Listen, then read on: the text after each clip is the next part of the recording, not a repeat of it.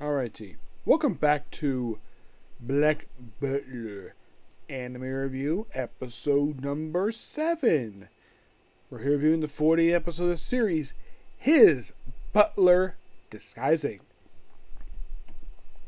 Adapting from chapters 69 and 70 of the manga, which is part of the public school arc. Which, with this episode, there is exactly about 15 chapters left to be adapted.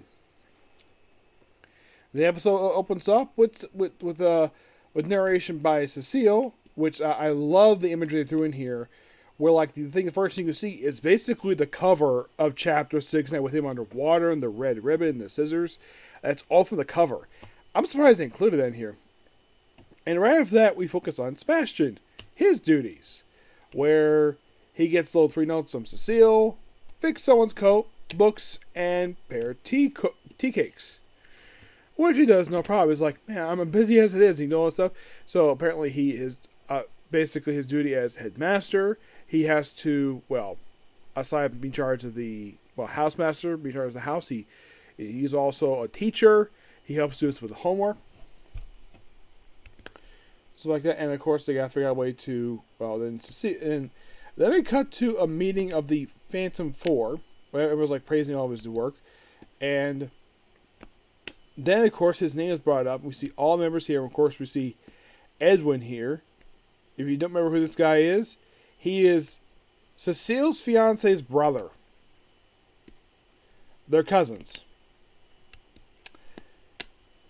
UK people. UK. So, yeah, he says, I respect him as a man. The fact is the guy who he's a drudge to, it's like he's in the military and you see him lifting weights. If you're curious, was this made for the anime? No, he did the same thing in the manga. I thought it was kind of weird to see dumbbells in Victoria, England. I thought this was kind of weird. I didn't know if they even had these back then. I thought they were like a 20th century invention. Nope, apparently see here is he just has them here. We see also Violet, where he is pouring 2 different drinks to his coffee and sipping with a straw. Really nice conversation, and then they send an invitation to Cecile. Now, he says, be here at 2. That's what he tells the guy who's head of the prefects, his drudge, to tell him at 2. He tells us to come at 4. So prepares tea cakes. He gets there, and it turns out he's 2 hours late. Because he was told 4 o'clock, and the guy told him that, think he's lying. So it was he played him. So he has Sebastian look at the guy's background, that's pretty simple to do. And apparently he also confronts one of the students in the library, acts very sexual toward him. What the heck are you doing, Sebastian? And apparently he's a bit of a disgraced student in the school because allegedly he was called upon by the prefects. He got an invitation, but he appeared in his desk he never saw before, and everybody so hated for because he missed an invitation. Yeah, and of course Cecile also points out the guy who gave the information, everyone else, basically got blisters on their hands all the work for doing drudge work with the prefects. This guy has got no blisters. He of course was doing his own leg work, and of course his little thing we can't play this thing a day. It takes several hours to chill this thing. So Cecile kind of pays visit to this guy's house. Doesn't exactly go in per se. He goes off from distance. And apparently this house has got armed guards. Even I question, why the heck does a schoolhouse have armed guards? Doesn't make any sense.